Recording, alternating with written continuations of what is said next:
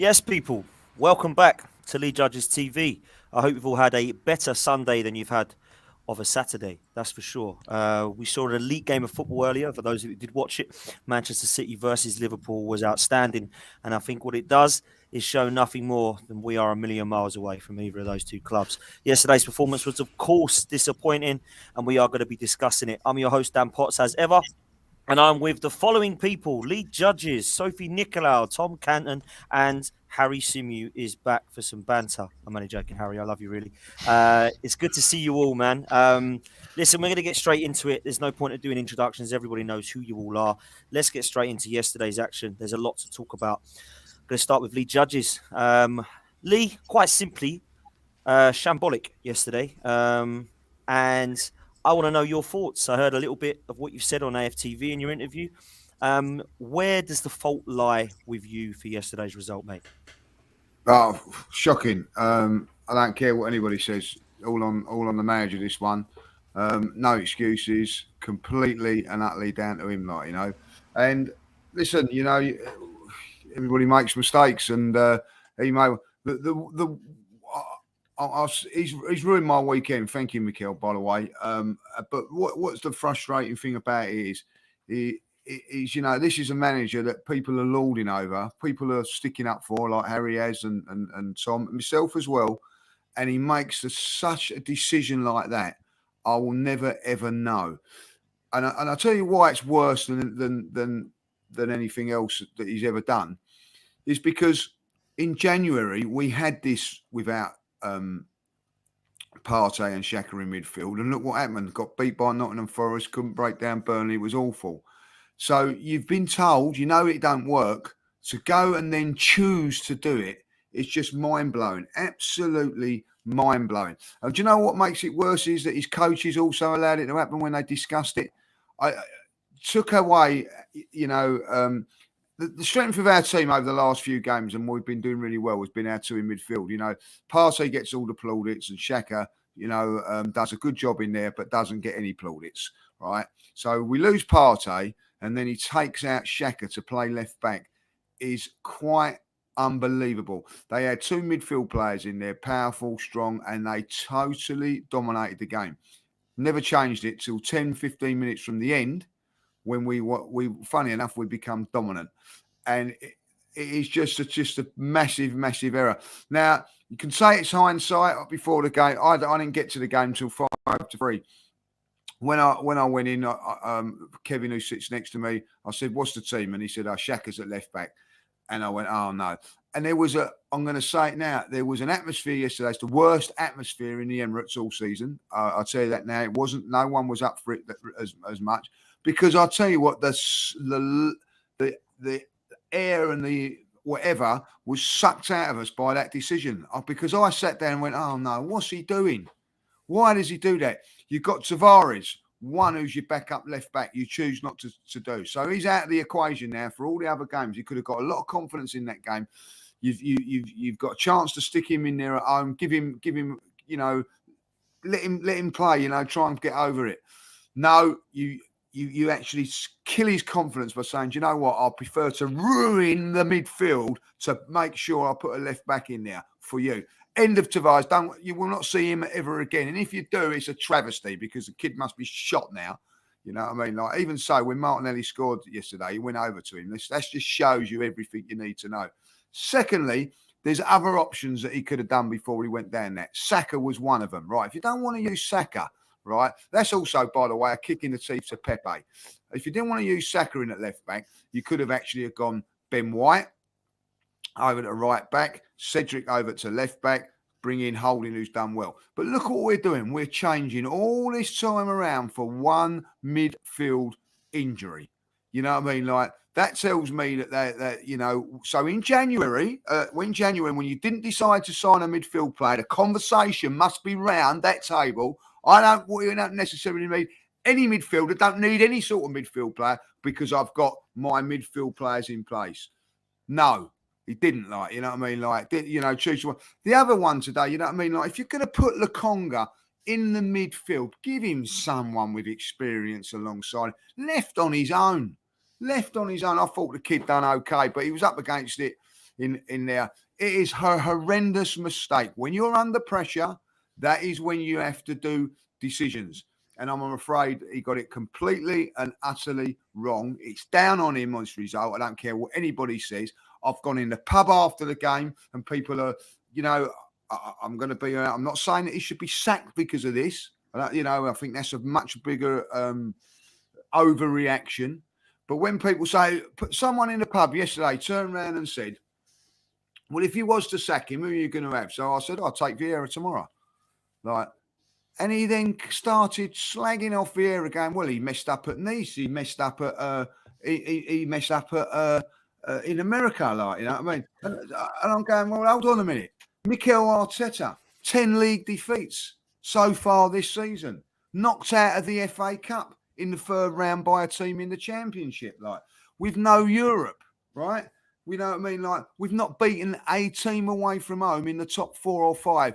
Brighton have just gone and done it with Harry. No one wants Potter. I'll tell you that now. No one wants Graham Potter, but he's gone and beat a team in the top 4, top 5. We've not done it. Tottenham, Conte, he's finished. Conte, he's gone and beat a team in the top 4. Arsenal haven't, We've got our number 9, right? Our number 9. Scoring goals is what he does best. Until Mikel Arteta comes along, 4 goals this season. Certainly not a song they sing much nowadays, is it? You know what I mean? Yeah. So when I keep going on about it, and I'll tell you what, the football ain't been great, defeats and all that going on and all that, they rather criticise a living legend of our football club than turn around and go, do you know what? Yeah, it ain't great. And I cannot get my head around that. The lauding of a manager, when at the end of the day, he doesn't deserve that laudering. And that's it for me. Fears, I'm going to say this now, he's done there has been improvements and everything there, but the lauding of him is unreal.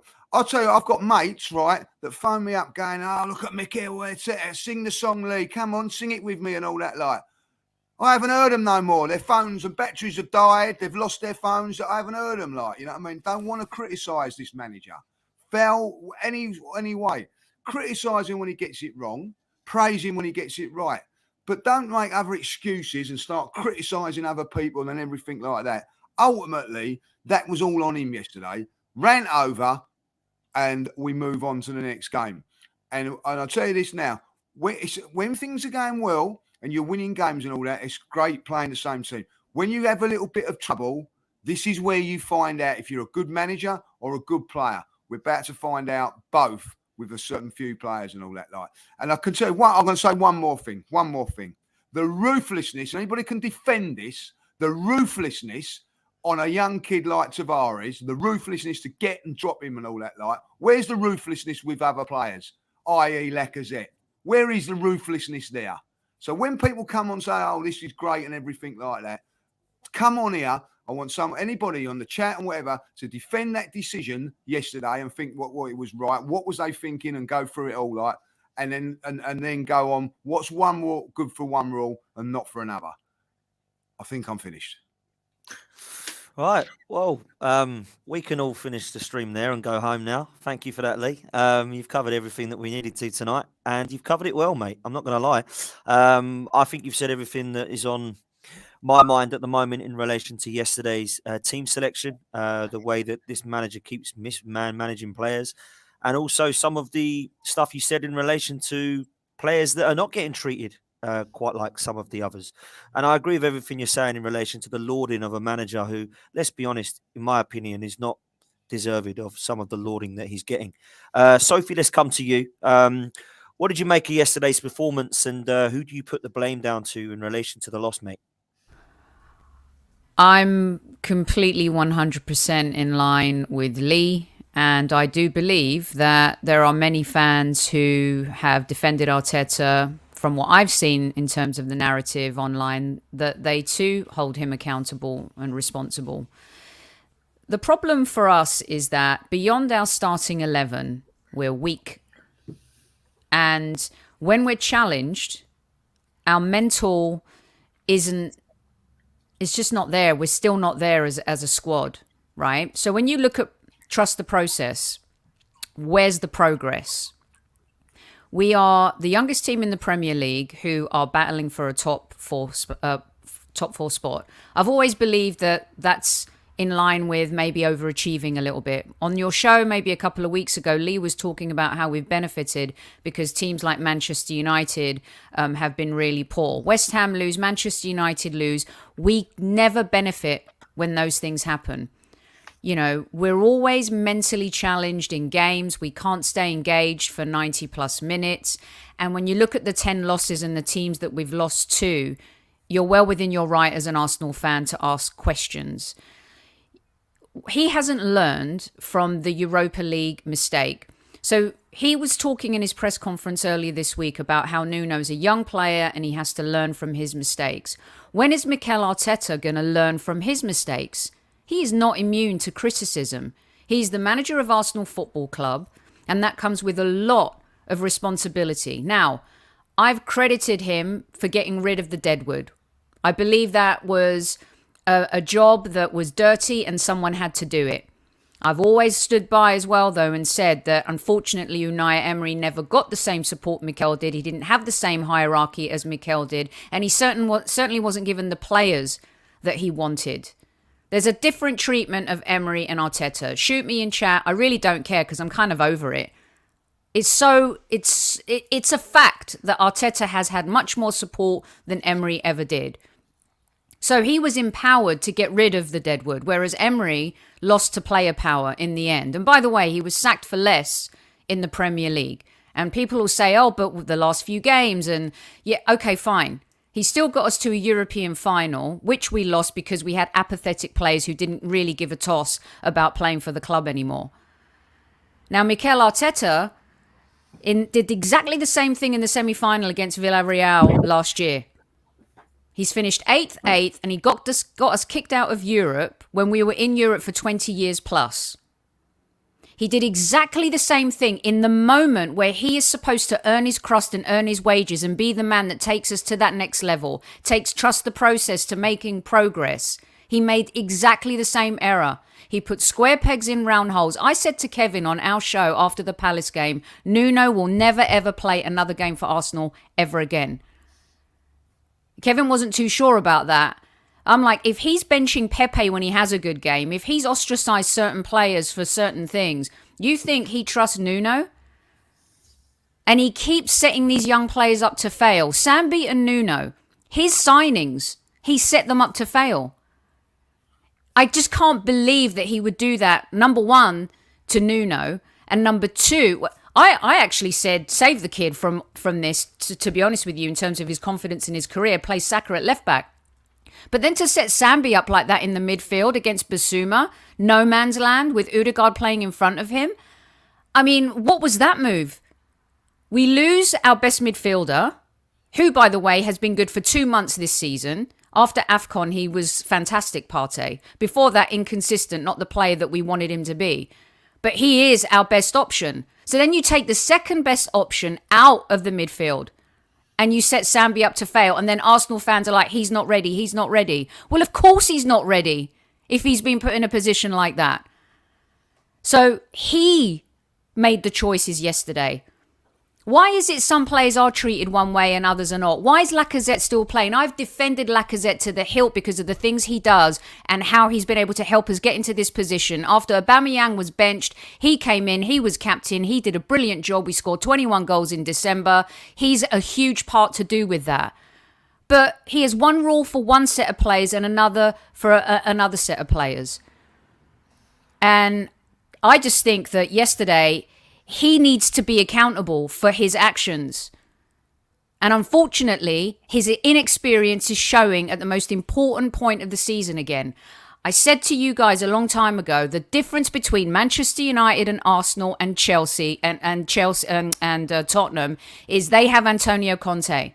An experienced manager who's been here before in these situations knows how to handle the pressure, the stress, and how to tinker things when he needs to. Ralph Rangnick has not been here before, neither has Mikel Arteta. And at this point in the season, it's showing. And we blew it. At Crystal Palace, I didn't blame him. All the players were rubbish. But in this game, He's responsible, and that's the game we had to bounce back. 3 games we had to win. We've lost 2 of them now, and our top 4 chances are out the window. An improbable situation now becoming almost an impossible situation. Well said, so Canton, let's come to you. You've been a supporter, I suppose, of late of Mikel Arteta, and now a lot of fans are saying that he is massively to blame. What were your thoughts yesterday on that game? I'm a supporter of Arsenal, mate. That's kind of where I'm at, and that's always the priority. So when the manager makes a mistake, which are to the detriment of Arsenal Football Club, I'll sit here and call them out, like I have done, like Lee has just done, like Sophie brilliantly has done too, because there's no defence for what we saw yesterday. You can throw in the injuries, you can throw in that Partey wasn't there, that Tierney wasn't there, that Tommy Asu, that we've lost 3 starters. But I'm sorry, if the way in which to cope with those injuries and those missing players is to, as Sophie pointed out, completely isolate a 22-year-old midfielder that's not started a game since January, and then before that, since before the Manchester United away game, you can't do that and expect a strong performance in the middle, especially when you're then putting Granit Xhaka at left back. It's going to be a theme that we return to time after time in this show, because the decisions that were made yesterday were inexperienced and naive. And to not take off Lacazette at any point during the game, knowing he's done nothing. I get the point that he's really our only senior striker. He was offering nothing the entire game. I think he made one decent move towards goal in like the 88th minute or something like that, and won a free kick on the edge. And that was about it. That was all that he did. And if you can't recognise that there is opportunities to bring some off the bench, there's nothing that I can say that defends those actions. To think that moving Xhaka to left back, to play Cedric at right back, and then to go with Smith Rowe and Odegaard in the midfield. And to be honest, it wasn't the same midfield setup that we saw, say, against Burnley, where Smith Rowe and Odegaard were slightly further forward. He tried to support Lokonga with Odegaard, which we saw against, Manchester City all those months ago away from home at the Etihad. Is it just opens us up, because that's not the style that Odegaard plays. It's not what he wants to do. He wants to impact the game and go forwards and be in the final third. You saw him after he scored the deflected shot, geeing the crowd up because he was finally getting into the final third, 88 plus minutes into the match, because we'd ruined tactically the way in which we wanted to play by the way in which we set up. I was so angry after the match because, people like myself and Harry that have, you say at the start of the question, like, supported Arteta. From my point, I'm just trying to be objective about, the situation. I'm just trying to see that and list off, like we did last week when we sat down and listed you off, all the executive overhauling of this club that has changed, the desperate things that have needed to be changed for the last 10 years that weren't until Arteta came in. And I've praised all those things. But it's a real frustration, when all of those things go on, but then the things on the pitch let you down. And that's how I felt, is I just felt so let down by the decisions that were made that you get battered. But I hate that the whole, Arteta in, Arteta out thing, because it should be Arsenal in. And if Arsenal aren't succeeding, then decisions should be made. And it's not about, being in a camp with either Arteta on your cap or not. It's about making decisions that are to the benefit of the club and about where we see those decisions being made. And right now, yesterday, the decisions that were made absolutely cost this club and could cost this club Champions League football next season. Yeah, and I think it's well said, Tom. And listen, me, you and Harry have always had banter about where we sit on the club, but that is literally just what it is between the three of us, because we're friends. And what I agree with you on, and also I get this as well, is that when you win a game, we are in the mud because we aren't convinced, should I say, by Mikel Arteta. When we lose a game, Harry and Tom are in the mud because we all try to tell you that Arteta is not good enough. And I just get frustrated with that, if I'm honest, one way or the other. Because if you have an opinion and you stick to it and you can back up that opinion, like both of you do so well, then I don't think it should be about that. And of course it comes with what we do because we put our opinions out there. But that is what happens. Harry, let's come to you, man. Do you know what, Harry? You would have been really proud of me yesterday, bro, because I was in a pub telling everybody that we missed Granit Xhaka in midfield. Can you believe it? It was unbelievable. And I must admit, mate, I was really surprised by the fact that Partey was injured, Harry, and we took Granit Xhaka out and put him at left back, just completely abandoning our midfield. And do you know what? I felt so sorry for Sambi. So sorry. Because one game he's next to Charlie Patino in a game against Nottingham Forest. The next time he's in a midfield pretty much on his own. Now, Lee had a really good point the other day and said that he thought potentially we could play Smith Rowe and Odegaard his own attacking eights. And I didn't expect to see it for the pure reason and fact that Partey was out. But we did see it. But we've got Sambi Lokonga in there, someone who's not experienced, someone who's just turned 22 years old. And I thought that was a shambles of a decision. The other person I felt sorry for, of course, was Nuno Tavares, who I didn't think was a shambles as much as some of the others on Monday night, but he had a poor game. But tell me somebody who didn't have a good game, didn't have a poor game on Monday night. So I was really shocked by the team selection. So I'd love to get your thoughts on that, and in particular, putting Granit Xhaka, one of your favourite players, at left back. Yeah, it was a shocking decision, and it was a decision that impacted on a number of players. It impacted on Granit Xhaka because you're putting him in a position that he's not comfortable in. It impacted on Sambi Lokonga because you left him in the midfield without sufficient cover. It impacted on Martin Odegaard because you then required him to drop that bit deeper. It impacted on Emile Smith-Rowe, who's played his best football for Arsenal this season from the left, but had to operate centrally yesterday. It's impacted Nuno Tavares because of what it's done to his confidence. And so it was a decision that you just can't make sense of. I'm not even going to attempt to defend Mikel Arteta. What I will say is I think some of the reaction to him getting it wrong yesterday has been over the top, but I expect nothing less from Arsenal fans because we've shown that over the years, there will be people out there that will be overreactionary. We're only in the hunt for the top four because we've had a better season, which means in itself that there's been some progress. We've got 12 more points in the league at this stage than we had last season. So I'm not saying that Mikel Arteta should be excused for yesterday, not for a second. I'm going to come on to tell you some things that I think he's got horribly wrong. But let's calm down a little bit. I think always, from my perspective, the chances of making the top four were always significantly lower than the general outlook, than how I felt that the general Arsenal fan base saw it. We don't have any strength in depth. And the players that we do rely on are not at the level yet where they can be relied on every single week. Earlier on, I Googled the Premier League's top goal scorers, and I went through a number of players that aren't centre forwards who are contributing more goals than the three young lads that we're asking to do that from the two flanks. Heung-min Son, completely different level to any of them. Wilfred Zaha scored more goals than them. Mason Mount, Riyad Mahrez, Sterling, Rafinha, Bowen. Bukayo Saka's return, as much as I love him and as much as I adore him, is the same as Emmanuel Dennis's at Watford.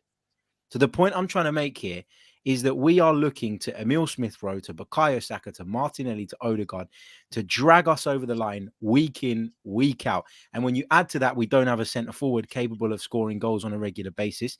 And before somebody says Aubameyang, he weren't doing it prior to his departure. We have not got enough quality. And that's why we were never going to sustain this top four challenge. Yes, the door was left open and it felt like we could squeeze in. And we all got a bit excited and a bit carried away, myself included. But ultimately, we're just seeing it level out now.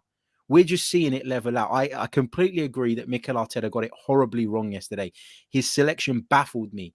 For the entire week, I'd been on podcasts, I'd been on the radio, I'd been on whatever. And I kept saying that when you come up into a situation where change is enforced, because you've got players missing, your job as a manager is not to reinvent the wheel. It's not to rip up everything that you've done throughout the course of the season and decide, no, the approach needs to change. Your job as a manager is to limit the impact of those absences as much as you possibly can. And the only way to play Sambi Lokonga in midfield yesterday was with Granit Xhaka alongside him. If you really didn't want to play Nuno Tavares at left back and you were desperate to put Granit Xhaka at left back, then why not play Mohamed Elneny? And I know people will laugh at that, but he's somebody who would have given us that extra bit of stability in alongside Lokonga. He's experienced. He knows his way around the park. He's not the greatest player, but he's a certain type of player that Lokonga was missing next to him. Lokonga, before he came to Arsenal, wasn't a DM. Lokonga doesn't want to sit putting out fires in front of a back four. Lokonga wants to be progressive. If you look at the way he likes to pass the ball, when he gets it, he likes to carry it. Lokonga is not that type of player. So I think that Mikel Arteta's decision yesterday hung a lot of people out to dry. The other thing as well, a lot of people keep going back to January. And yes, I was disappointed we didn't get a striker. But I don't think any of the players that we let go in January, the Maitland-Nileses, the Callum Chamberses were going to make any difference, because they've all proven over the years that they're not good enough either. Look at Maitland-Niles now in Rome. He's had a disaster of a loan spell. So I think that it's really easy to look back at January and say that's the problem. No, for me, the problem was yesterday that Mikel Arteta, and I agree with Sophie, I didn't blame him for the Palace defeat because he set up the team the way I would have set it up. So I'd be a hypocrite if I did. But for this game, he made too many changes and he disrupted half a team when he only really needed to protect one or two positions. Dan, can I just step in real quick? Go for it, Soph. We've lost 10 games this season. He's had 3 years, 5 transfer windows, and spent almost 300 million, 250 plus at least. Why don't we have strength and depth? He and Edu are responsible to make that happen. Yesterday is just a deeper lying issue of how we continue to do business. And yes, it all trickles down from the top, right? Owners set the tone for everything. In our jobs, we have a boss who sets the tone for everything. Now, the owners, albeit not cash flow, with cash flow, not their own money, which a lot of Arsenal fans want them to dig into their own pockets, gave them 150 million, right? Now, the reason we signed Tomiyasu and Benjamin White and Aaron Ramsdale is because we had no European football to offer. So the profile of player we're going after is completely different to all of the other teams in Europe. Now, we got lucky that a lot of those signings have worked out. But what did Edu say? We start off with the younger players and then we surround them with world-class players. If Arsenal are going to progress, we need European football. And he got us kicked out of Europe last year because of the same stupid mistakes. And he's done it again. And now we've got West Ham coming, Manchester United coming, we've got Chelsea coming, we've got the North London derby, we've got a resurgent Leeds. And we couldn't beat Crystal Palace and Southampton. We've lost Tierney, we've lost Partey, and God knows what's happened to Tomiyasu. So I respect a lot of what Harry's just said, but the reason we don't have the depth is because of him, because of them. You can't just get rid of players and not bring anybody in. It's just football just doesn't work that way. The naivety is insane here. Do you know what, Soph? What you're saying is not only just spot on, but it's what I've been saying for a very long time. And when we got to the end of January and we didn't replace Aubameyang, who scored again tonight, by the way, we sat there and thought, why have we not replaced Aubameyang? Why have we not only allowed players to go? I remember when Maitland-Niles was leaving early doors and everyone went, that's good news.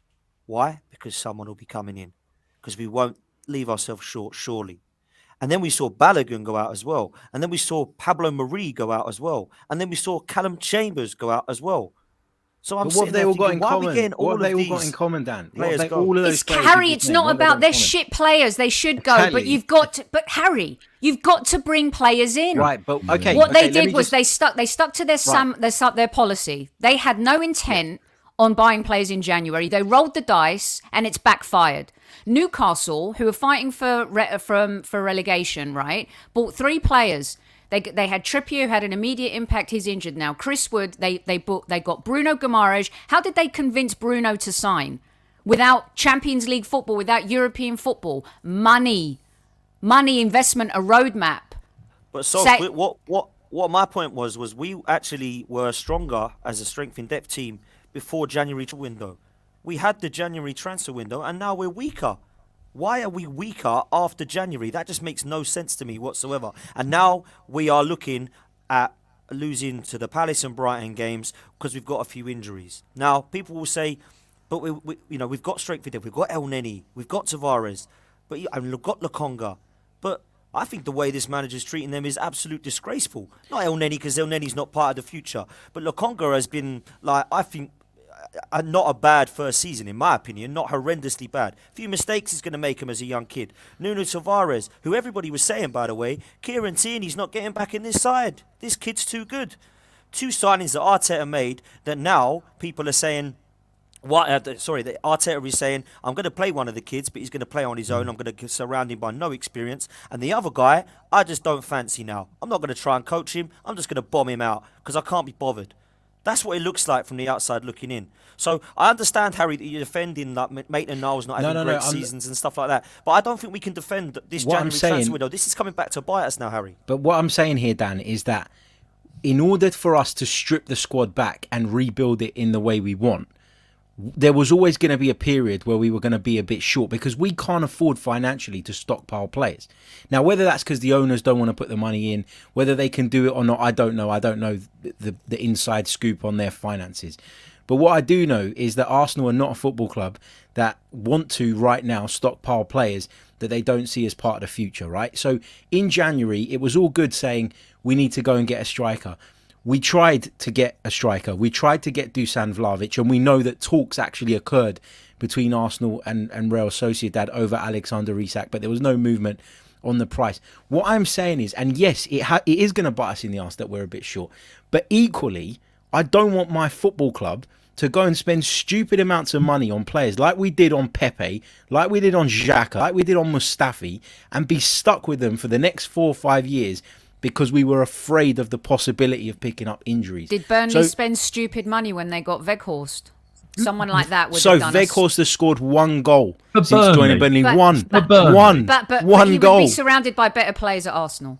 But he scored 1 goal for Burnley. He's had no impact on Burnley whatsoever. I commentated on their game today and he was dreadful and hooked off after the 60 minutes. There's plenty of other players. It didn't have to be Vlahovic. We were never going to get him. But the point is, stupid ambition that we just didn't have. You're talking about we don't have ambition. We can't sign players like that. No. Since January. I'm not saying that. I'm saying that Lacazette's already here, Lee. I'm saying that I don't want. Not a lot. So, but there's got to be somebody out there that's better. Agreed. But if the even club, if it's on loan for 6 months. But this is the thing. It's easy to say, oh, we could have gone and got this person. We don't know what was going. No, All I'm saying is, I didn't want Arsenal to go out in January and panic by crap that we get stuck with for 3-4 years. And I knew that in saying that was, in my opinion, probably the more sensible thing to do. That this risk was going to come up. But, you know, the players out there as well have not been performing. Overall, we've had a much better season than we did last season. And I just think that we've had a couple of bad results. We've shown some inconsistency that we all knew was there. And now everybody's going, oh, my God, it's all... If Arsenal finish in the top 6 this season, it's a decent season. Go on. Can I also say that we've not had no injuries up front? Right, so let's get that right. We haven't had no injuries up front, so it's basically what Mikel Arteta thought that was good enough to take us to wherever this will be. It was his decision because he's actually said, no, I don't need no forwards. None of the forward players have been injured. If you have a look at them all, every single one of them has been available apart from Martinelli against Villa. Right, Pepe has been available apart from one game, which was against Crystal Palace when he was ill. It's Arteta has chose not to turn it around. You've got a striker up front. Let's forget about the transfer window that is not scoring goals and not contributing. People turn around and say, hold up play. Well, he didn't hold up much yesterday because he got out-muscled by a central... Actually, Eddie come on and done a better job than him, right? So Agreed. He has continued to play Lacazette. So it don't matter if we'd have gone and got another striker. He's not choosing. You know, Pepe is not being chose for whatever reason to be played. He isn't. So it isn't about that. I think we lacked, where we should have gone and got someone was in midfield. Because if you have a look at it, how can I tell you? When you got no Partey and Xhaka, you was told in January, it was, you know, like a sore thumb telling you, that if them two get injured, we're a little bit short, Mikel. We're a little bit short. We can't beat Nottingham Forest. You know, there's a little thing for you, right? And also, what's another thing about it is that Partey is not really like nailed on to play week in, week out, neither is it? Because he's got the injury-prone thing and all that. This injury to Partey isn't a secret. It could have happened at any stage. You know what I mean? We chose not to do that. That's the only thing that I say. I'm not going on the forward side of it so much, like, you know. And also, I think last year we looked at it and we said that Tierney's not quite fit enough to go at every game. Can I just say something about Kieran Tierney and all, like, you know, I'm fed up with it. I'm fed up with it.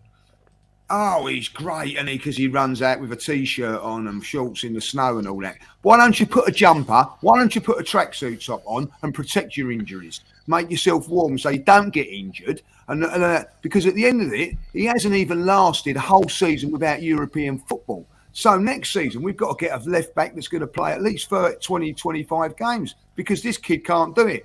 And I get all this thing like, oh, he's got your tracksuit off and all that. Like, well, I was playing. Keep your tracksuit on, keep your muscles warm. You don't like pull muscles and all that, like, you know. Forever injured.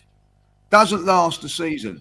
And then so again in January, you've got Tavares there, and he hasn't. I think there's a lot of, I'm going to say there is mismanagement. Why we've got a small squad is mismanagement, because I'm looking at it now and thinking, well, hold on a minute. If I was Tavares, I'm looking at it and thinking, oh, look how he's treated me. He's not treating his old golden boys like that. Maybe Guendouzi's copped the hump because he's not been treated properly along the line. Maybe some other players, whatever. I don't know. You know, I'm certainly, if Guendouzi was in our squad, would do a better job than what certain players are doing in the team at the moment.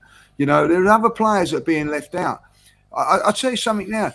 Cedric has done okay in the last few games. I think he's been probably our best defender, right? But I bet when Tommy Asu's fit, gone. Can I ask one question? Go on. Just one defend, and I will defend Mikel on this. I have gone on it, and I said one of the reasons I thought we could actually get fourth or third, even third, was because defensively we were sound. But when you lose both your fullbacks at the same time, that is very, very difficult. You know what I mean? Like, so you're putting a lot of pressure on the two central defenders. You know, and there's no two ways about it. As well as Cedric has done, he is not at the level of Tommy Asu. And Tavares, or whoever you put left back, is not the level of Tierney. So there is a problem there. Can I just ask one question? I promise I'll shut up for ages. What I've found really difficult to deal with over the last sort of 24 hours since the game is the same people that said that Mikel is rubbish, useless, that we've got no chance of finishing in the top 6, that we're going to finish in the top 8 if we're lucky.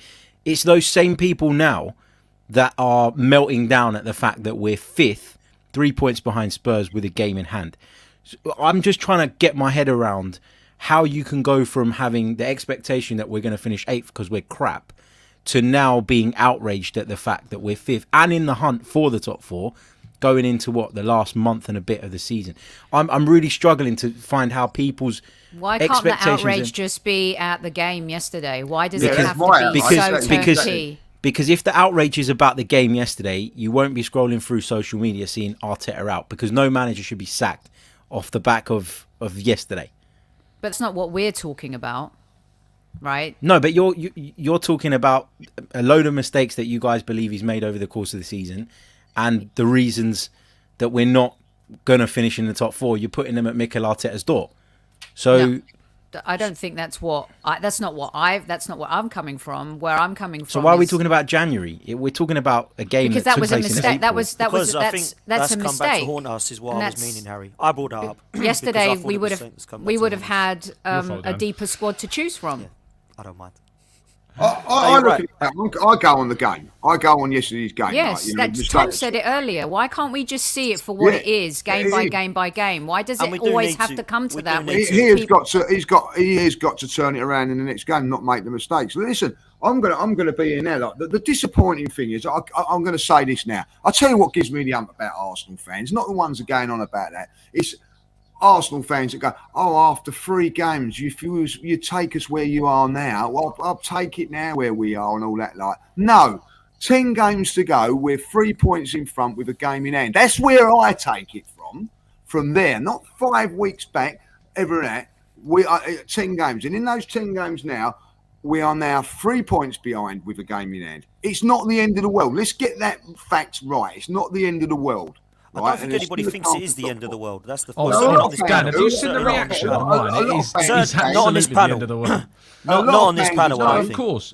A lot of fans are saying that's it. We won't even get. We're losing. You know, I've heard fans say, and it could happen. What if we lose to Southampton? Difficult game. Don't forget, Southampton are a different team. Will be a different team that we come up against to what Chelsea come up against, right? Because they're going to have their centre forward back, like so. Straight away, it's going to make it a more tougher game, like. So when people turn around and go, "Oh, Chelsea won by 6" and all that, like, different game next week, like, you know. But if we was to lose that game and then we was to lose to Chelsea, you know, that then there's proper meltdown. Now those two games are away from home, right? And they're away from home without your regular fullbacks. So your defence is under pressure straight away before you start. So we're under the cosh. So it wouldn't surprise me if Arsenal lost to Southampton and then when they lost to Chelsea. You know what I mean? And then if they was to lose to Man United, I don't know what's going to happen then. It'd be a complete and utter meltdown and all that. Like, Mikel Arteta has put himself in this position of realistically putting himself under the pump because of a crazy decision yesterday. That was all it's down to. Yesterday's game, crazy decision. Win that game yesterday, and it wouldn't have been as bad. But he chose what he chose yesterday, and I'm sorry, Harry. Like, you know what I mean? I'm going to criticise him for that. Like, but I've also that's fine. I criticised him for yesterday. Yeah, no problem. I'm not saying that he should be sacked from it and all that. Like, and I don't think that he should be. I think that Harry, I think with the issue though, where we're talking about kind of the long-term issues, though, is that mistakes that were made yesterday were mistakes we've seen before. Correct. And that's the problem. It's not like it was yesterday was a one-off. Villarreal. He's put Xhaka at left back in really crucial parts of last season, you know. And I know that we didn't have a Nuno Tavares back then, but he let go of Sead Kolasinac in the January of that window as well, and we didn't bring in a backup left back to replace Sead Kolasinac. And I know that Kolasinac is not good, and I'm not going to sit here and try and pretend that he is. But again, we had to sacrifice who was during that season. Let's be real, Granit Xhaka last season was better than Partey. Partey was missing for most of last season. Yeah. When he was back in the team, he wasn't that great. Xhaka was our best central midfielder, and we sacrificed him last season to play him at left back because, again, there was naivety in January about not replacing Sead Kolasinac. And then we fast forward to this one. We're talking about previous games in relation to yesterday's mishaps because we've made those same mistakes again. That's why there's genuine criticism, as we're highlighting, because those repeated errors are coming back to bite us, which unfortunately comes as a place where we've put ourselves in contention for a top four race, which is great, which is unexpected, and in my view, an overachievement compared to what I was looking at. But we're now losing that because of the same mistakes being made again. Great and point. That's the issue that I have. No, and that's a great point, Tom. I really agree with what you're saying there in relation to we have been here before and we have seen this. But Soph, surely and I don't want to keep bringing this up because, you know, I understand that it was January. My point was not that we haven't replaced enough players only because of we have Lokonga, we have Tavares, who could have played yesterday, and one of them did play. But the striker situation is becoming an issue now. And I remember when we didn't replace Aubameyang, I remember saying on Arteta and Edu's head be it, are we now seeing, perhaps, that it's going to cost us top four? Not the fact that we just got a thin squad, because I think that's definitely something to do with it as well. But this lack of goals thing is frustrating me. Brighton hadn't scored a goal in 7 games, hadn't won a game, I don't believe, in 7 games either. And then they scored 2 yesterday against us in a defence that is apparently, according to most of our fan base, fixed. Then we have the issue up front with Lacazette and, of course, Eddie and Nketiah who come on. So for me, Soph, there's some problems there now, not just with lack of goals, but with lack of wanting to change something, in my opinion. Throwing on Eddie, as much as people said he played well yesterday, for me, it still didn't work because we didn't score goals. So for me, Mikel Arteta has to take a lot of blame there as well yesterday for not trying to mix it up a little bit. Why has Martinelli not been allowed to go down the centre? Why has Pepe not been allowed to go through the middle? We are seeing Lacazette and Eddie all the time now, and he has basically, on the 31st of January, said, it's on me, Lacazette will get me in this top 4. And if he does, if that is not enough, for me, Mikel Arteta heads have to roll with him and Edu. He keeps rewarding players who actually don't even want to be there. Lacazette is leaving. Great point. Eddie Nketiah didn't want to sign a new contract. Halfway out the door, keeps sticking with him. A young player like Balogun, who probably wasn't ready and needed to go on loan, desperate to play for the club and be given a chance. And to circle back to my comment about Villarreal earlier and Tom and what he just said, and setting up and making mistakes and setting players up to fail. That first game against Brentford, yes, granted, that squad looked very, very different. But he threw Balogun up front, put Martinelli on the left, and then after that, if you remember, neither one of them played for a long time. Martinelli eventually did get injured after, but Balogun, that was it. So for someone who was a great coach at Manchester City, when you look at the players that we have, who has improved as the season has gone on? Players are regressing. What has happened since the international break? And in January, we had a terrible month, and you could see where it was going. And a few of you have made the point, and rightly so. When you can see the holes, you've got to fill them. And it's not just January. If he knew there was going to be an issue with Aubameyang, which had started, you have to address that, right? And it's not just the striker position. Midfield, we knew we needed a little bit extra in midfield. We know Kieran Tierney is injury prone. We understand we have a really young squad. Emile Smith-Rowe is a little fragile, gets injured a lot, went off yesterday again. It's about the planning, not just for one position. This is a team sport. And maybe you guys can help me understand, how did we score 21 goals in December? And Martinelli was scoring, Emile Smith-Rowe was coming off the bench, Saka was scoring, Odegaard was scoring. What was the difference, you guys? We don't get enough goals from midfield. Look at the other teams around us. We're always reliant on one person to get the goals. And we don't have that one prolific striker. We did in his first 2 seasons, and he was fantastic. Took us to the promised land. We won an FA Cup. But we're always reliant on a player in this position, a player in that position. It's about planning, and it's about making sure that the team is built to last the season.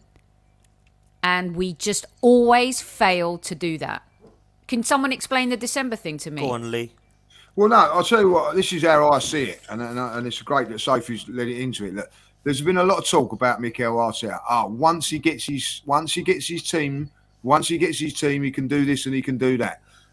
Exactly that. Once he has got his team and everybody in place playing well, it's a fantastic team.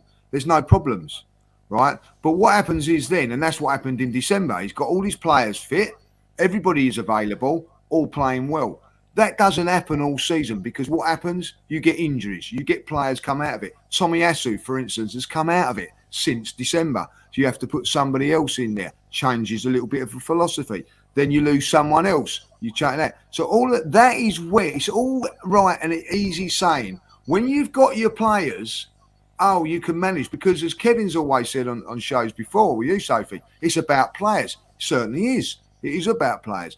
But when it becomes a manager is when players are injured and not available. And I can tell you what, Jurgen Klopp, to me, is the best manager in the Premier League, because when he lost his central defenders last season, he had to find a way of getting them through to get to them to top 4. He done it by playing central defenders, young kids or someone from loan or whatever, and he got them over the line. He wasn't going to win the top, but got them to where he got them, but hard graft. When he's got all these players back now, like his Van Dijks and that, look at them now. They're back in challenging for the title. It's when your players are not there. That's when you have to manage. That is when you become a good manager. Not when it's around, wait till he gets his players back. We can all do that.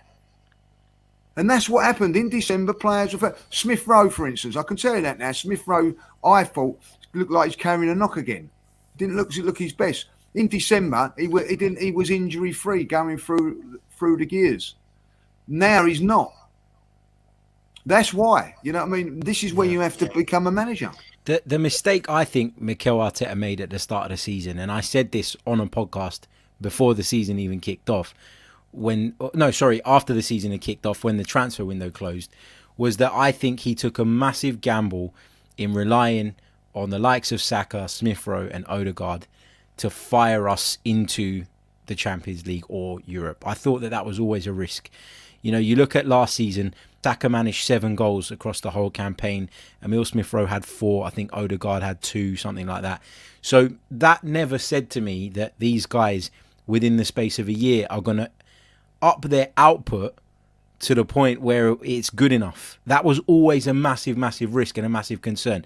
And then you add to that Aubameyang's form went off a cliff, and you add to that everything that's happened there and his departure as well. All of those things have left us short in the attack. And I genuinely do think the attack is where the problem is. Do you think he's to blame for that, though, Harry? Do you think Arteta's to blame for that? I think in some ways, yeah. I think he maybe thought that as a coach he could get them up to that level quicker. Maybe, I don't know. But the reality is that they're not at that level. We all love them. We adore them. They're our own, all of that stuff. But I've read you out some players in the Premier League that nobody would even think would be sort of up there, who have provided more outputs. People that are playing at clubs languishing down at the bottom of the league that are getting those outputs. And those guys are not doing it. So the whole goal issue at Arsenal at the moment, yeah, Lacazette needs to do more. There's no question about that, and we need to upgrade him. But it's as a collective. It's not a problem exclusive to one man. It's a collective problem that we have in the team at the moment. And as Lee said, when you've got a few players missing and that defensive solidarity then evades you as well, you've got a big issue. And that's where we are now. And that's why I kept saying, I can't tell you how many times in the last 4 weeks I went on TalkSport 2 or whatever, and I was literally getting laughed at when people were saying, no, you're not going to finish in the top four. And I was saying, no, we're still not there. We're still just around the corner from a collapse because of how fragile the situation was. Partly because we didn't bring people in January. Maybe partly, I'll concede, maybe if it's because of some of the players we let go, although there wasn't a single player we let go that I wanted to keep or thought could have a future at Arsenal. Not replacing Aubameyang is more bigger, Harry, I think. Yeah, this team is the isn't even point. ready for European football. We've only been playing in the Premier League. We got kicked out of the FA Cup early. We went to the semi-final of the League Cup in January, and no European football. But this is the point though. Like, I agree, the squad is definitely not ready for Champions League, because in the Europa League you might coast through the group with your second string. You ain't going to do that in the Champions League. It's a big difference.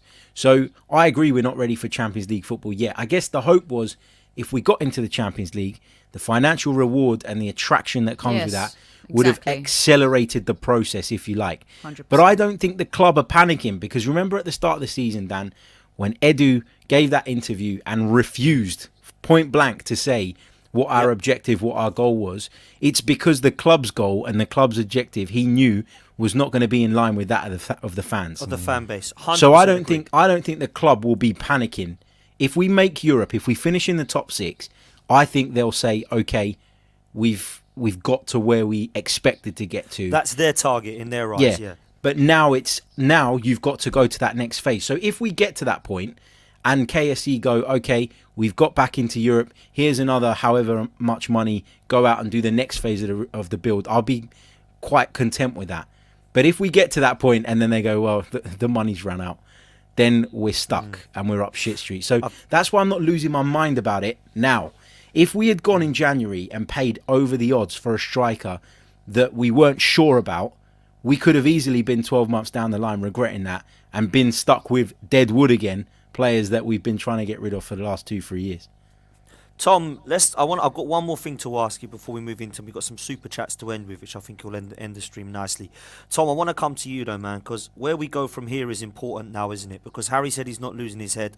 People on Twitter, of course, have had a meltdown.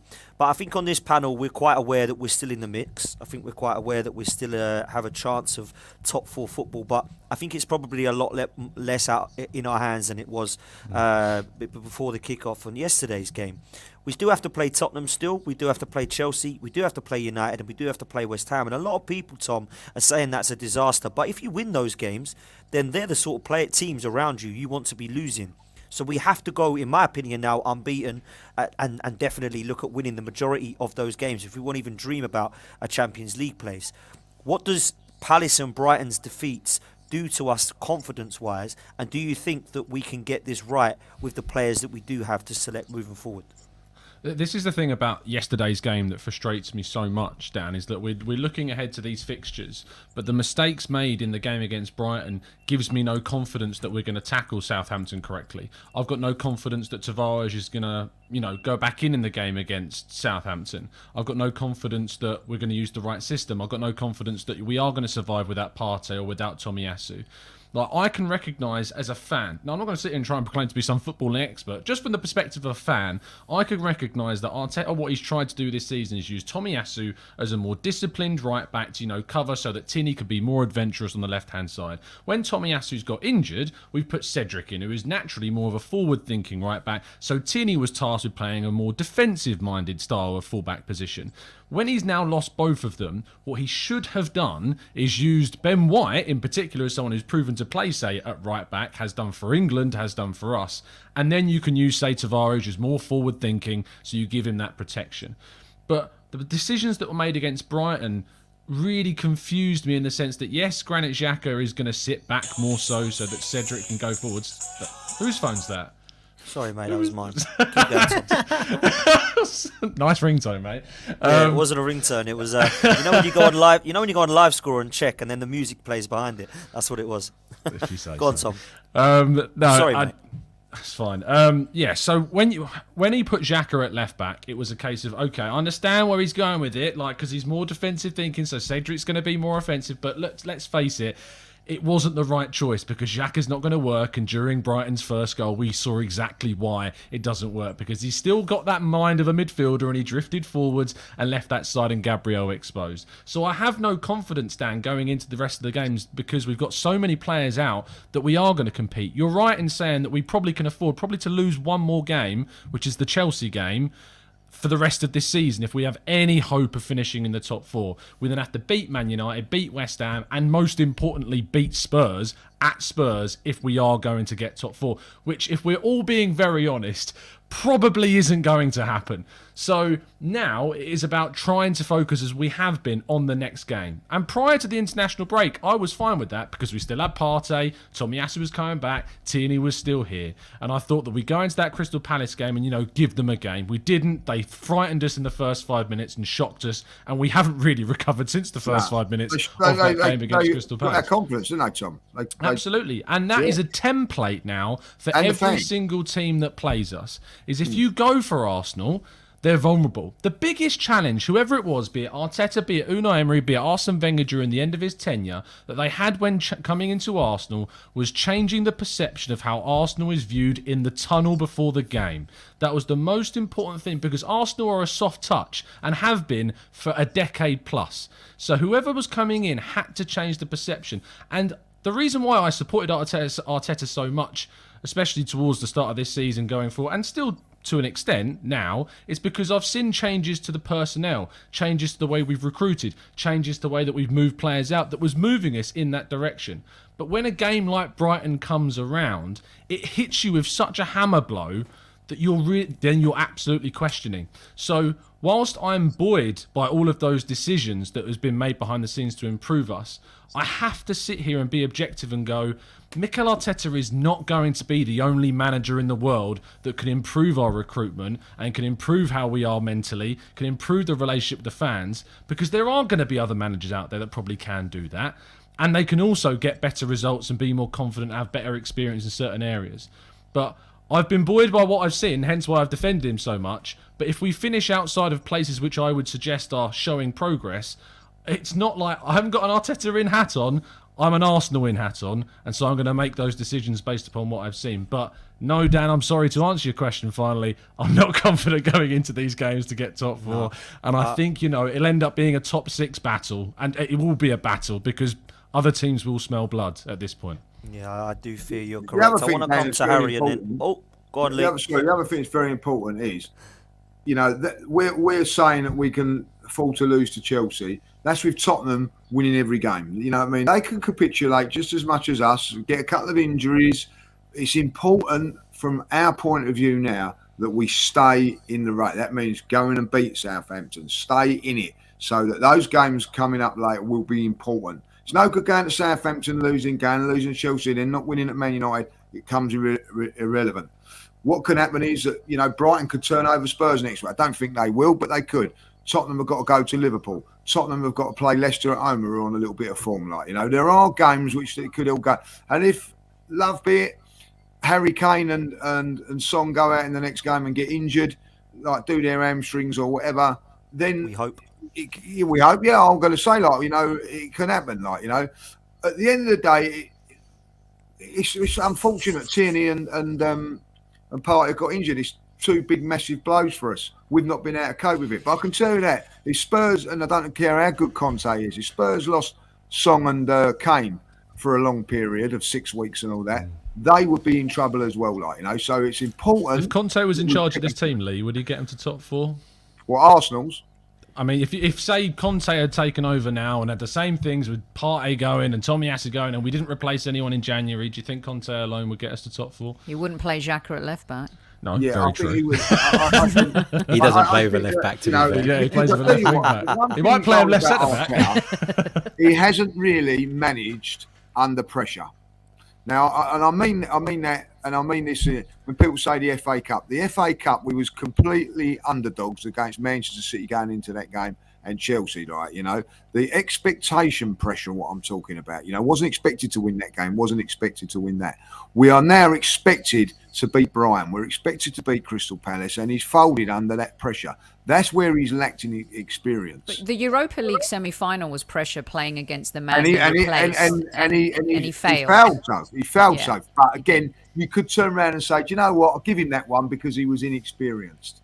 But here we are again, and he's failing. He's failing. But you know, I think even against Crystal Palace, I said it. You know, what the hell was he doing? Not playing Martinelli up front that day, because that allowed Crystal Palace to squeeze right up on us. We had no pace in our forward line. I said that before the game. So I think mistakes are making when he's under pressure. This is where it is.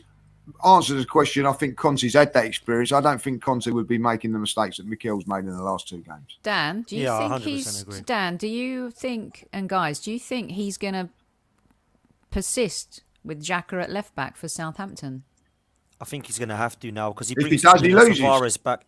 If he brings Nuno Tavares back in now, he looks rather silly for the Brighton game, doesn't he? We could play Particularly if Saka it there, works. right? Or Cedric, and then play Ben White at right back, bring Holding I don't in, think- or... I don't think Tavares will play in an Arsenal shirt again. I'm with you. No, Sophie. I don't. really I don't think he will. He I could just bring wondered El what Neni you back guys in. thought if he'd He do could the bring El same Neni thing. back in. Play If he two. I think doesn't- he'll do the same. If he I doesn't think play he'll do the same Tavares thing. again, that's genuinely awful. Genuinely awful.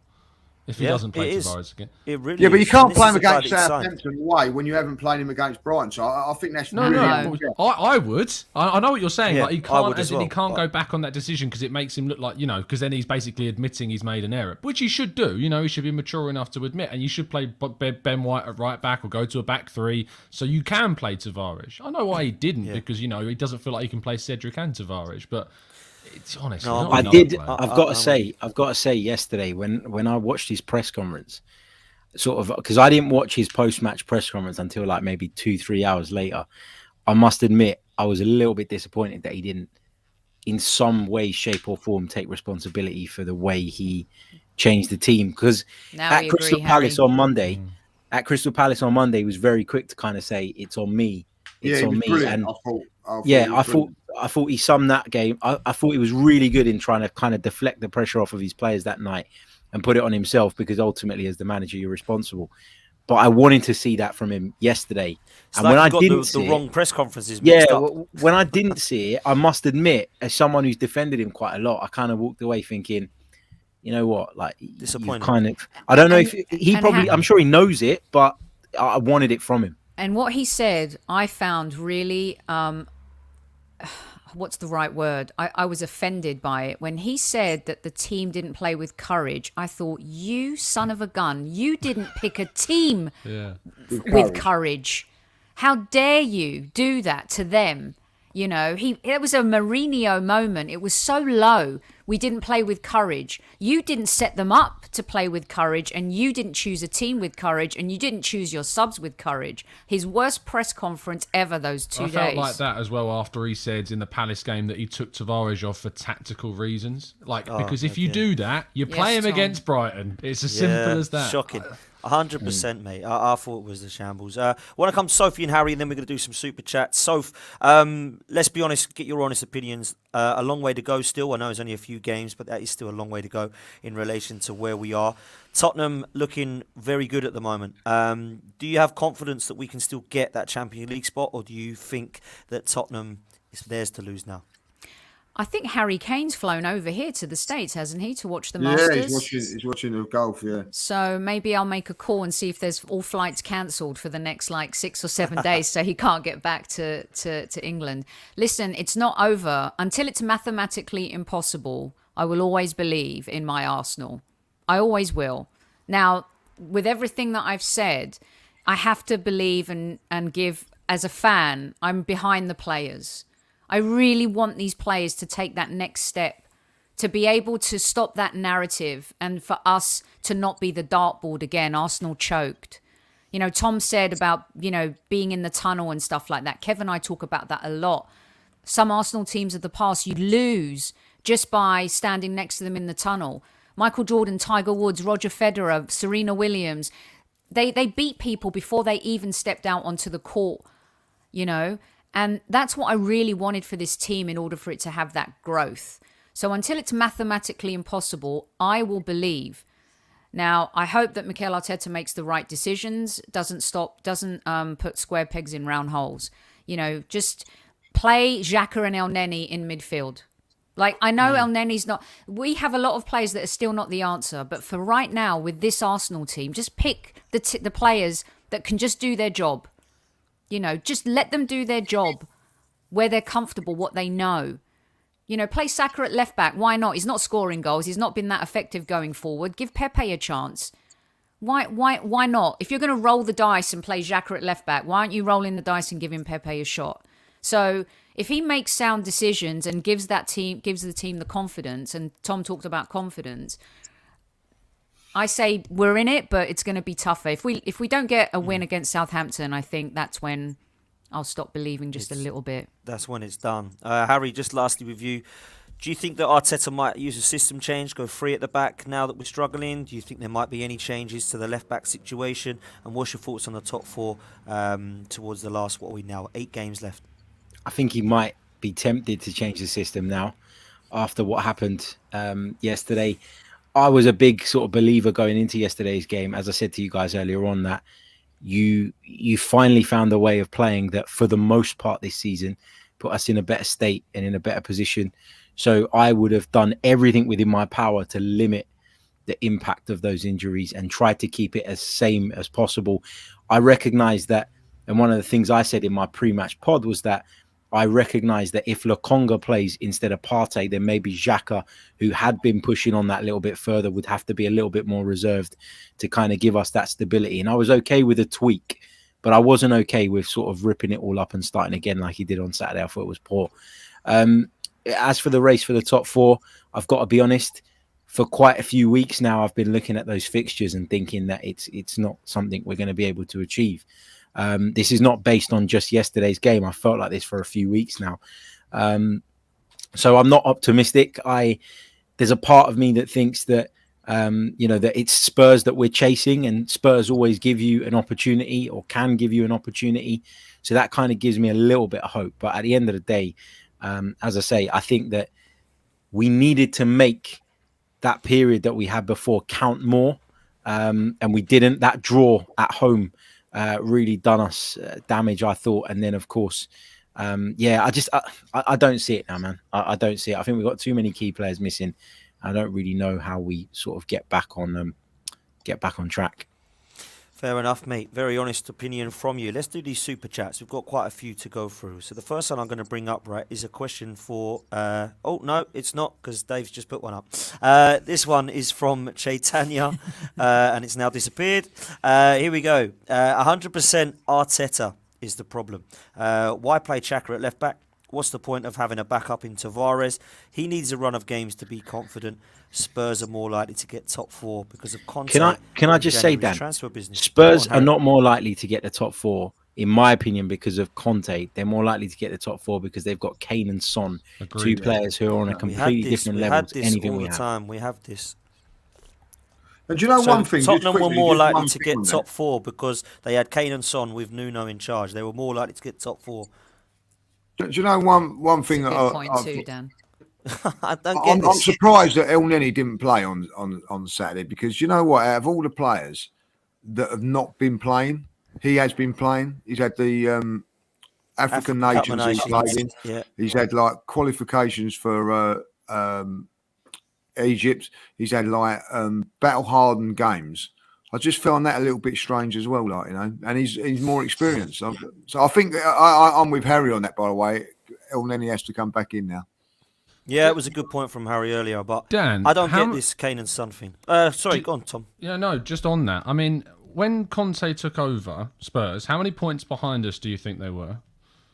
I don't actually have a clue, mate. I can't think back that Do you want to far. take a guess? Go how many for it. points? Go for it, mate. I You got to tell me. Go on. I'm really interested how many you think. they were behind. Nine points. 2 points. Really? 2 points behind Yeah, it us, wasn't and a lot. I would have said 4. so but- if Weren't we were ahead just- like by 6 or weren't we ahead by more at one point? we lost our first 3 games. So that really did put us back down. They obviously won against Manchester City on the opening day with Nuno there. But we would So when Conte took over, they were 2. I was looking at the fixtures when he took over, and the table showed it was 2 points that they were behind. And so if you look at that and what that means to where we are now, we're 3 points behind them with a game in hand. The way they were playing under Nuno, Kane was Tom. rubbish. I mean, he was Well, couldn't yeah, even Yeah, find and Kane a typically goal starts with a map and seasons a pretty compass. slowly. That's what he does. He starts I the do, season. I do think the argument for this is quite. I think the answer is they're both together is a culmination of the reasons why I believe that they've got the most chance of top 4, because he's a world class manager, hands down. He's like in the elite bracket of the Simeone's, Klopp, Peps of this world, and they've got 2 of the best strikers in the league. So it's both of those things, in my opinion. Spurs will get top 4 on one thing and one thing only. Manchester City away. 4 defeats on the spin with Conte, with Harry Kane, with Song, losing at Burnley, and they went to Manchester City and won that game. How, I don't know, but they did. They do And all it the took time. 6 points off of Manchester City that other teams had. Take that 6 points that no other team around us has got. Manchester United have lost to them. And they'll lose them again. West Ham, us, they've got 6 points. Take those 6 points away, it wouldn't be there. And it's Lee, just one of those things. On top of that, they did something we didn't do, and they brought in 2 players. In my opinion, have been 2 of their best 4 players they've done since well, haven't they? 2022. Kulusevski and Bentancur have definitely improved them, and they were 2 of Conte's signings. And Kane and Son have been better in 2022 since they've come in. Antonio Conte has been in. So I do think they've got a lot going for them. It's not one thing. It's not. No. Just, one of the other. There's a combination, I think, now. Kulusevski and Bentancur have come in and improved them. Kane and Son are firing, and they've got a world-class manager who can get Chicken Royale scoring goals. So that, for me, is why they will get top 4, in my opinion. Lee, I've got a question for you here, if it comes up. There we go. Thank you so much for your kind super chat. It says, question for Lee. Do you still think we'll finish 3rd? Great show as always, guys. Not now, because I honestly thought defensively we was. Don't forget, I was saying this before Kieran Tierney got injured, by the way. I felt that we've defence. I state this. If you look at that game, if we'd have beaten Crystal Palace and beaten Brighton yesterday, then gone and beaten Southampton next week, we'd have gone to Stamford Bridge in 3rd place. These last 3 games were massive for us, but defensive frailties have not been there all season until now, and I still say that is what's been the killer for us. We're not going to go away and score bucket loads of goals, but I tell you what, we've been very, very, very defensively very good. The defensive performance, by the way, we put in against Aston Villa was really, really good. The difference between Tottenham and us on that one is that they've got goal scorers that take their chances and everything like that. But we defended really well that day. But since that day, Tierney's gone out of the side. I don't think Tommy Asu's coming back. I don't know what's going on there. They've actually paraded him at the Emirates this week, didn't they? You know what I mean? I haven't seen him at all. It's just all a bit funny, if I'll be honest. And because of the players in the fullback positions being out of the side, certainly Gabriel's performances have dropped. I think he's as shaky as a shaken vac. And at this moment in time, and Ben White on the other side is not quite as good when Tommy Asu was there. So, unfortunately, defensive frailties are going to cost us. Yeah, no, I'm 100% with you. Sophie, let's come to you with this one. True Gunners TV says, thanks for your kind donation, by the way. Are you not tired of talking about the top 4? I watched Liverpool and Manchester City today, and I'm sick of jealousy because we smashed the stadium down to become them, and we're nowhere near them. Hold the club accountable. Sophie makes a good point. I'm not a jealous person at all, but when I see City and Liverpool play, especially against each other, I get really jelly. It takes me back to the Arsenal-Man United rivalry. Takes me back to those games where everything was at stake every single week, when you had players who you knew were going to go out and put everything on the line, not play, with apathy, but play with just pure love, passion for each other. And also a lot of players we signed players that no one really knew of, and they became great players. Some of them became legends. And our problem has been, like, imagine if we'd have got, when we had Alexis Sanchez and Santi and Mesut at his pomp, if we'd have got a defensive midfielder, a really strong centre-back pairing, when you had Robin van Persie up front, like, we never connect all the dots. We go halfway, and Liverpool over a period of time have connected the dots very well. And I look to them and I think, look, 30 years it took them to win the league. We're on year 18. I don't want to wait another 12 years. But what they were able to do is they started from the front and built at the back. But City, they're on another level. They just had the money. That's where Newcastle's going to go. Newcastle is going to be like the new City model. But with Liverpool, you can see like what they did. And they languished for a long time. And to see them the way they are now, but what did they do? I'm sorry, guys. As much as I respect Arteta and what he's done in his career, Jurgen Klopp is just on another level. Brendan Rodgers took them almost to the promised land. And you could say, but a slip, he could have won the league. But he didn't. But the progression that Liverpool have made over the years, we've got to look at that and think, why not us? The question is, are the owners going to invest, and are they willing to get a top-class manager? Can Arteta attract top-class players? I mean, these are all things that factor into how and where we go from here. But yeah, I get really jealous 100%. When I watch them play. So do I. Evan is agreeing. He's saying, look at City and Liverpool today. We are a pathetic club. Anyone defending Arteta is the problem. Spurs are above us. Harry, I want to bring this one in for you because this came in, and I think it was about yourself in relation to the strength and depth. That boy random, thank you, mate. What's this guy talking about? We don't have strength in depth by design. Guendouzi, Saliba, Aubameyang. Would they not be first choice starters right now? Let's be real. Well, this is sorry because he's donated and everything, but this is nonsense. Because Guendouzi embodies everything that we have been banging on about getting rid of at our football club for years. Someone whose head is up his own arse, somebody who believes his own hype. And I've said this many times to you guys before. We had Jeremy Aliadier on the pod once a little while ago, and we were talking about Guendouzi. This was around the time all the Guendouzi debate was happening. Should we bring him back? Should we not? And Jeremy Aliadier said that he played with Guendouzi at Lorient at the back end of his career. And he said that I looked at that boy and I saw he had talent, but I could tell that his head was going to get in his way of going on to what he should achieve, because he is somebody who can't sort of focus. And Mikel Arteta was not wrong to want to move Matteo Guendouzi on. Okay, the guy, yeah, he might show signs of promise at Marseille, but like that's a completely different level of football for me. Again, William Saliba, another one who I hope will come back and I hope will be part of the squad moving forward.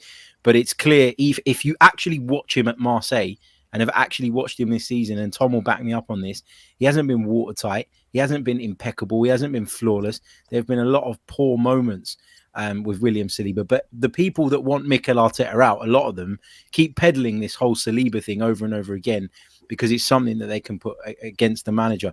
The thing about not having strength in depth is by design. No, Mikel Arteta doesn't wake up every morning sort of smiling at the fact that he's got a small squad. But this was a necessary step in order to then build the squad that we want to build. As I said earlier on, you can't stockpile players, especially when you don't have European football and you don't have the cups to sort of offer to them as well. You're in a position, and obviously being not in the cups is partly Arteta's fault. But let's not forget we went well in the League Cup this season again as well. So the FA Cup was the one that we threw away. But ultimately for me, this was a necessary step in order to now rebuild. Now, if we don't go and add that strength in depth in the next transfer window, then you can start asking the questions. But I think most people in January accepted that this was something that might come back and bite us on the arse, but was something that was probably part of the plan as well. And everyone in the chat, there's a few people in the chat that obviously disagree quite strongly. There's been a few comments, he's getting paid by the club. Bring it on. Give me all the money you got, Stan Kroenke. I'll take it all and I'll sit here and defend you all day long. But the truth is I don't get a penny off of the football club. So there you go. But look, it's I just think that the reaction to the defeat yesterday was strong. It should be strong. But I think you've seen a lot of those people that have been sort of hiding for the last few months where things have been going a bit better, who have been waiting to come back out and have a go and be like, I told you so. All those people coming to the fore again, which is disappointing. Fair play. Sean, thank you for your kind donation. We've got a couple of these I'm going to run through because they're not questions, they're just comments. And it says, big up from Dublin. This fraud is the reason that we aren't in the Champions League from the semi-final last season. And now he's ruined it again. How many more chances will we give this man? We also have, where did we have? Abel as well, who has said, the Arteta in crowd make me laugh. It will end in tears. I'm sorry, fair opinion, but it is only an opinion, of course. Somebody as well has said, go get Poch. He's had enough. He says, go and get Pochettino, who, in my opinion, hasn't really done that amazing at PSG. But there we go. But he would not be on my list, Pochettino.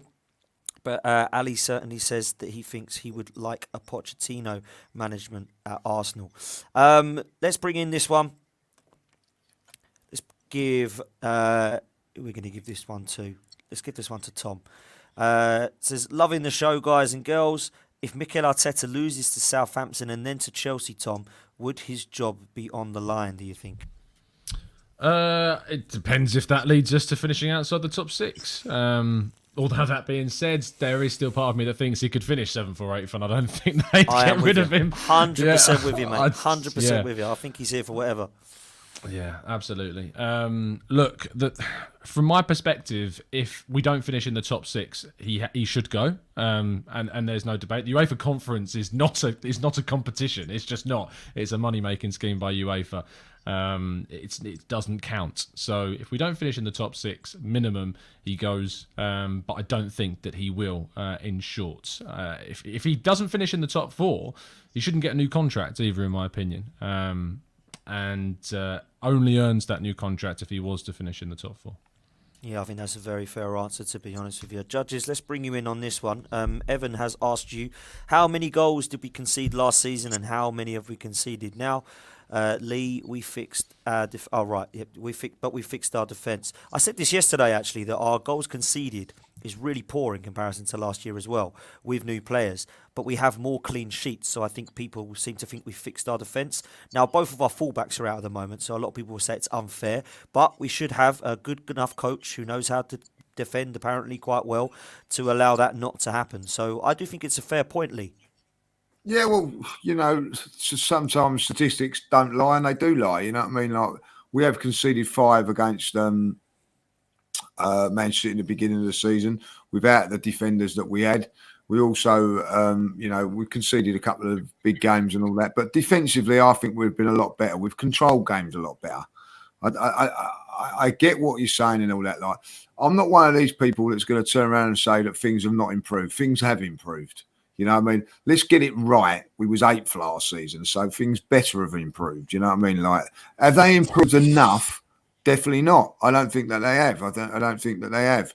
But ultimately, when you lose your main fullbacks, it's very, very hard. Look at Man City, struggled under Pep Guardiola in his first season. As soon as he got his fullbacks in, they went and won the league. So it's important, fullbacks. I don't care what anybody says. Fullbacks are an important part of football and modern day football. They are. They defend and they attack. There's points of attack and all that. We've got our second string there at the moment. But ultimately, when you're going for concede 3 goals at people like Crystal Palace, and I'll be on Everton as well, we conceded sloppy goals there. We have conceded sloppy goals. What we have improved on defensively is the players, the actual person of the players. Tommy Asu, I think, is a better right back than what we had before, and the 2 central defenders I do like. But, you're still going to concede goals. You know why? It's the Premier League. Yeah, I think it's fair play, to be honest with you. So let's bring this in because I think this is, first of all, we'll just bring this one, which is from Evan again, saying that Dan's always been consistent on Arteta respect. Sophie has always shown realism based on results. Shame those Arteta in fans, regardless if we lose. I don't know if that's a dig at a couple of people here, but maybe it is.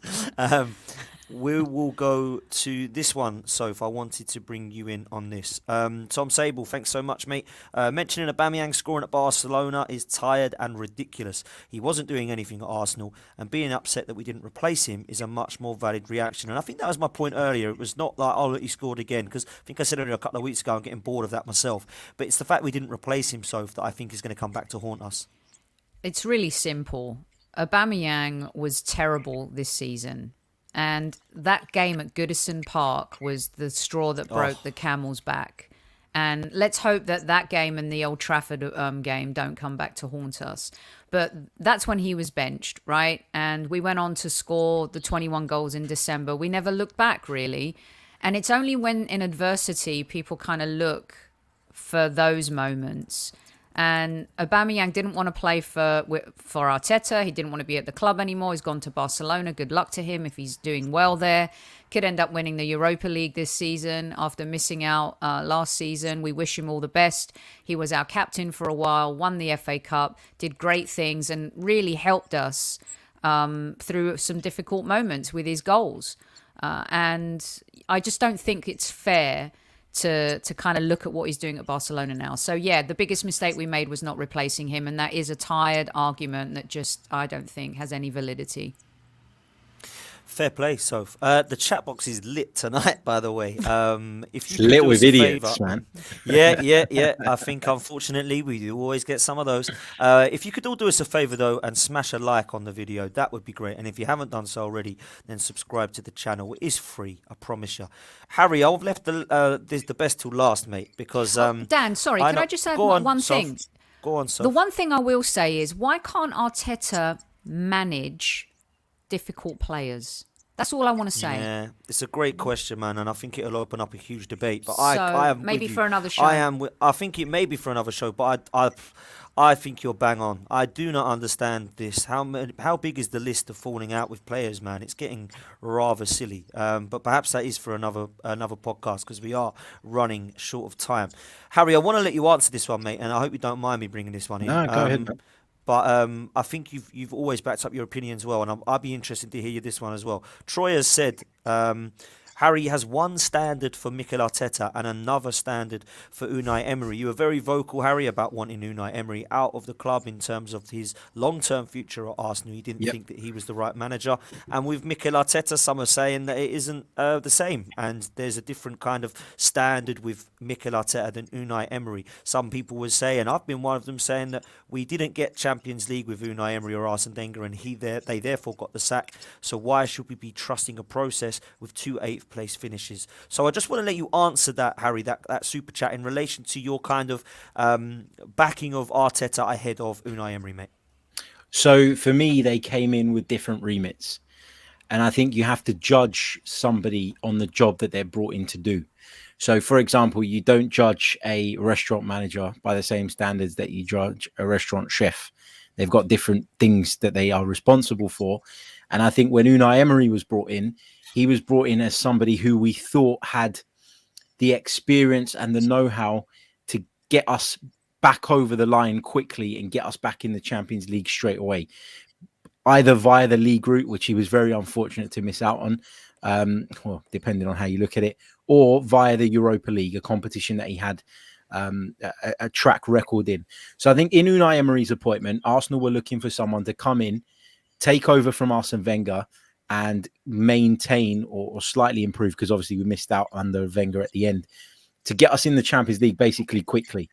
And there wasn't the backing and the support of the entire club, because he was only appointed on a 2-year contract, which for me felt like an appointment. And a lot of people said this at the time, that Arsenal probably didn't see as their first choice. I genuinely believe that. I don't think Unai Emery was the guy they were looking at to sort of get the club back on track for the long term. So I think Unai Emery was brought in to do that. One of the reasons, or part of the reason I wanted Unai Emery to go was because I didn't think he was the right man. I thought that there were a lot of issues tactically in terms of communication. I thought there was a lot of problems there. And I didn't feel that he was getting the support of the club. Therefore, I couldn't see it working at any point. He wanted Wilfred Zaha. He got Nicolas Pepe. He wanted Steven Nzonzi. He got Lucas Torreira, as the stories go.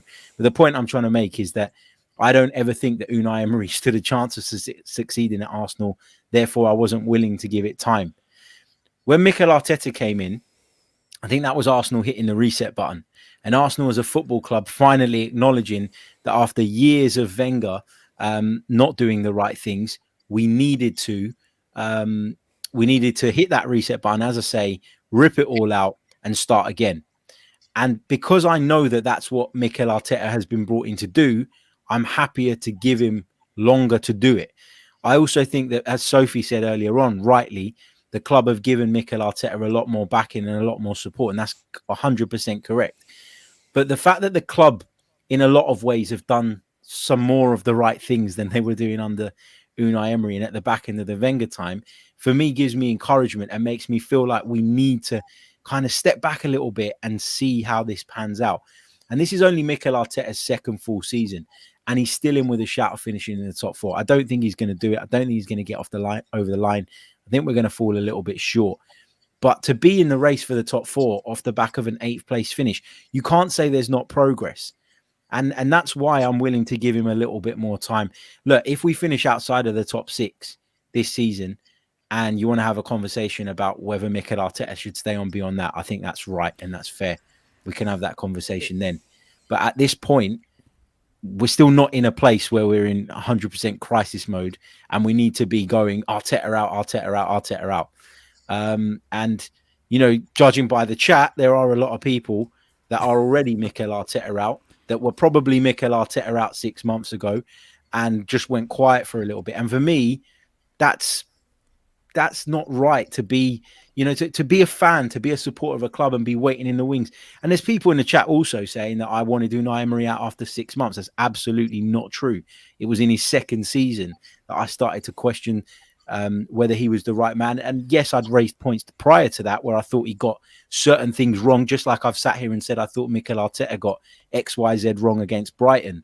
But I just think that the reset at the club, which has almost coincided with KSE taking full ownership, means that we do have more of a long-term plan in place, but it's not going to be achieved overnight. And under Unai Emery, I felt like we were putting a Band-Aid over some wounds and asking him to work a miracle and get us back in the Champions League without really backing him in terms of the contract we gave him, without backing him in terms of the funds that he was given, without backing him by bringing in the players that he actually wanted. It was just a relationship that was never going to work. I've said it time and time again. Doesn't mean Emery's a bad manager. I don't think he's a bad manager. Just wasn't the right fit for us. Bad managers don't win multiple Europa Leagues. And David Moyes and Emery had the worst jobs ever. To come in after 2 legendary managers leave a club, an impossible task.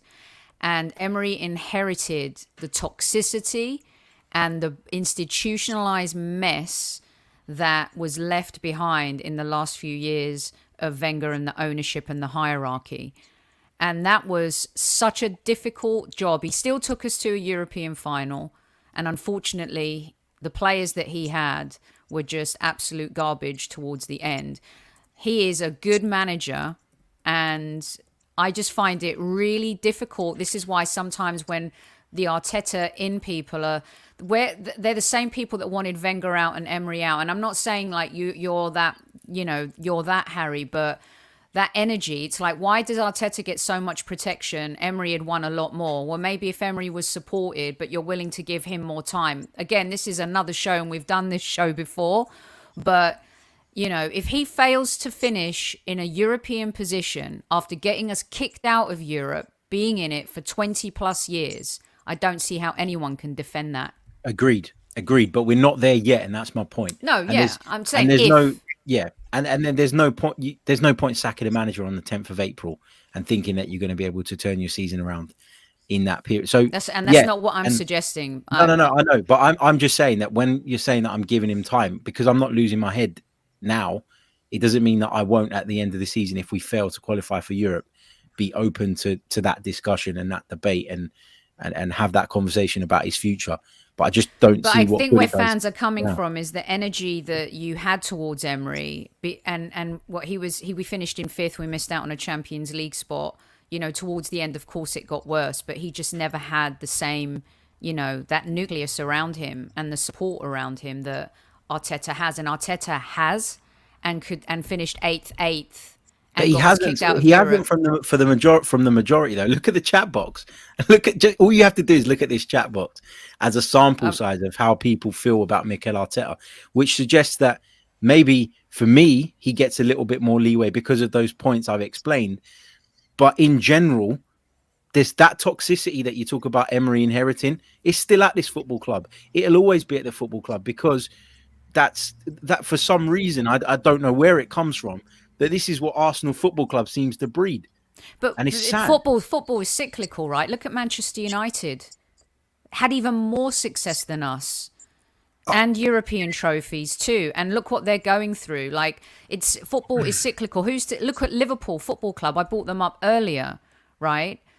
And it's about having the right manager in place who's going to be able to, like, not only change the culture, the DNA, and bring in a player profile, but to also win. And Arsenal Football Club need to start winning, moving forward. We've fallen behind big time. So And I we just reckon. can't- No, sorry, carry on. No. Go on, Mr. No, Dodges. I reckon the toxicity of the club comes from the lack of ruthlessness from the people above. Look at Nuno. Is there negativity with him? Not really, because gone, taken out of the equation, like, you know, sacks. And I think that other teams are a little bit more ruthless. We dwell on it. Listen, Arteta, as you know, there shouldn't even be a debate. If he doesn't get top 6, see you later. There's no debate about it. You know, but that's it. It should be gone. A big club does that. A big club is ruthless. They wasn't ruthless with Emery. You know what I mean? Like, once he failed that, I think Emery, once he that Europa League game, once that there was no coming back from that. I see that on the day. I said he ain't coming back from this.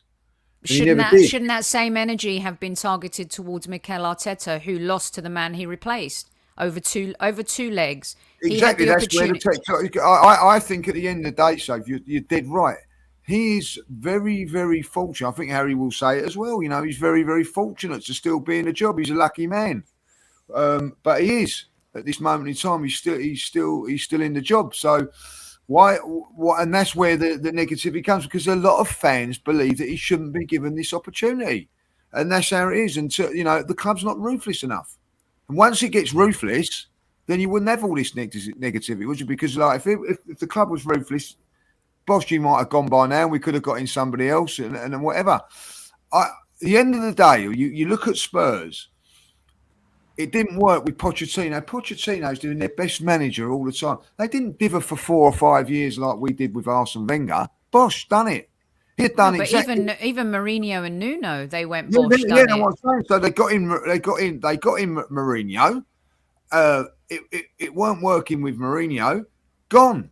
Weren't working with Nuno. Gone. And now they got in Conte. You know, and if it ain't working with Conte, if you know, he'll be gone. There's a ruthlessness about other clubs. Chelsea, ruthlessness. They don't have no worry about ins and outs because there ain't a time to have that negativity. Look how long it dwells on with us. Look how long it dwelled on with Wenger. Look how long it dwelled. I'll tell you what, with Wenger, it dwelled on so much that fans were fighting in bloody stadium. Yeah. Shocking. You know what I mean?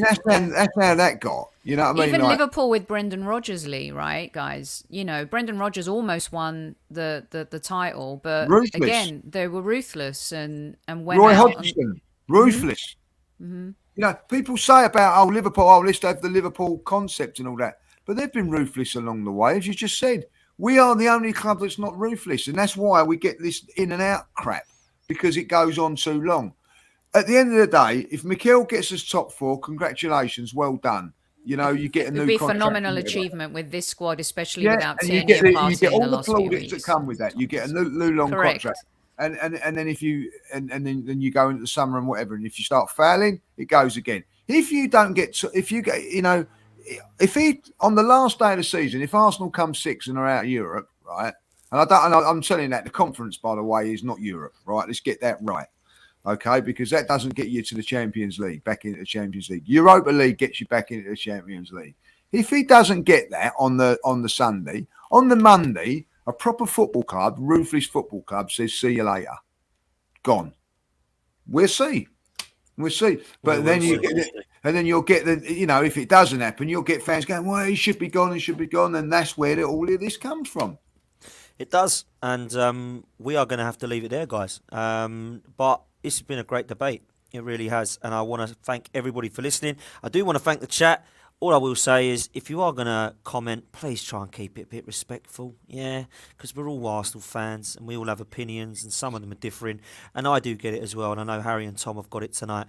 But there are plenty of people out there doing just what they're doing with Harry and Tom, with myself, and with Sophie, and with Lee. Dan, So the issue is that if people have a different opinion, that's absolutely fine. And I don't have an issue with people that don't think that Mikel Arteta is the right guy. But if you're going to be in the comments and sort of throwing sort of your opinions out, counter some of the points that we make, counter some of the points, and put something constructive in there that we can actually bring up on the screen and debate and discuss. And that's, for me, what a comment section should be about. But yeah. 100%, mate.